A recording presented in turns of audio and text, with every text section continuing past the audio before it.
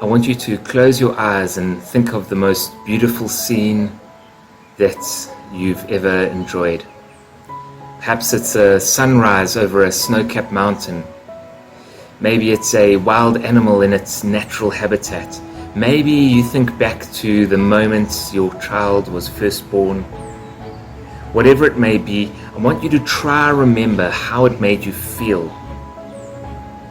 What were you feeling when you stood and you gazed at this beautiful scene? Beauty moves us. There is something as we look on what is beautiful, something beyond colors and shapes and quantities that makes something beautiful. Beauty stirs us. It goes beyond our ability to quantify, and it moves our hearts.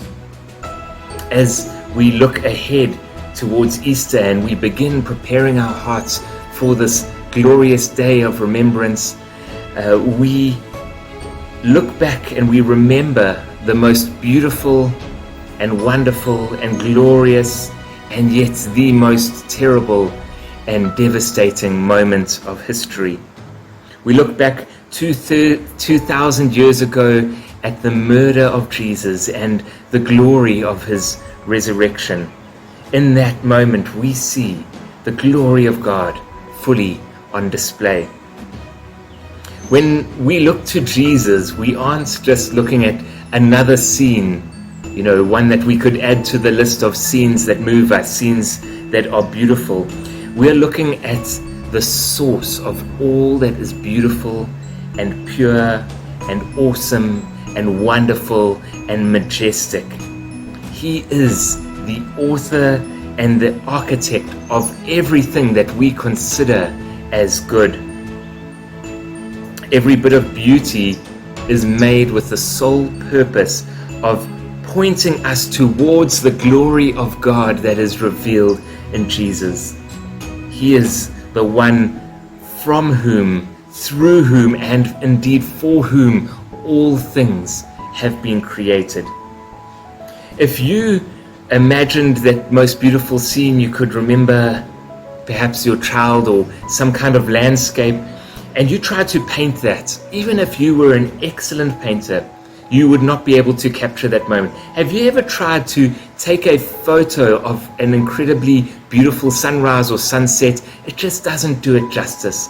It doesn't capture it fully. It just takes a snippet, a little taste of that glorious moment. And when we look to Jesus, we see that he is not just a snippet, just a snapshot, just a picture or a rough painting of the glory of God, but he is in fact the full expression of God's glory.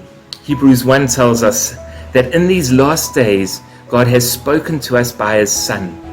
God has appointed him heir of all things and made the universe through him.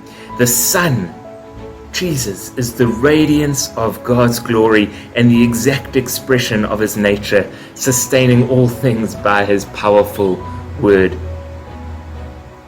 We look forward to Easter in this week as we approach Easter, and we remember the person and work of Jesus. And as we do that, we look to the perfect expression of the radiance of the glory of God. Is this not the good news that Jesus, who was crucified, who was murdered on the cross of Calvary, that he in fact is Emmanuel, God with us? When we look to Jesus and consider his life and death and resurrection, we see something far more precious than anything, or indeed everything in all of creation.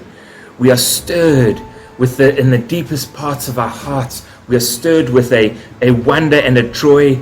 And as we look to Jesus and we are stirred, we feel hopelessness fade away as the night fades away with the rising of the morning sun. For God, who said, "Let light shine out of darkness," has shone into our hearts to give the light of the knowledge of God's glory in the face of Jesus Christ. 2 Corinthians chapter 4, verse 6.